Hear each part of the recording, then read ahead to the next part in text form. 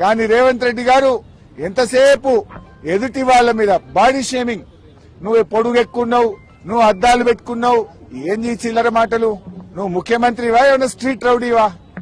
Street రౌడీలు కూడా నీకంటే మంచిగా మాట్లాడతారు. నువ్వు ఆ కేసీఆర్ గారి మీద పదే పదే చావు భాష కోరుకుంటావా? తెలంగాణ తెచ్చిన నాయకుడు, ప్రధాన ప్రతిపక్ష నాయకుడు, 10 ఏళ్లు ముఖ్యమంత్రిగా చేసిన కేసీఆర్ గారిని పట్టుకొని అడ్డగోలు మాటలు మాట్లాడతావు. నువ్వు ఒక తెలంగాణ ద్రోహివి, నువ్వు ఒక నీళ్ల ద్రోహివి.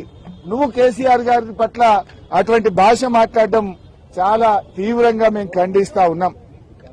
రాహుల్ గాంధీ గారు పొద్దున్న లేస్తే రాజ్యాంగం చేతిలో పట్టుకొని తిరుగుతాడు.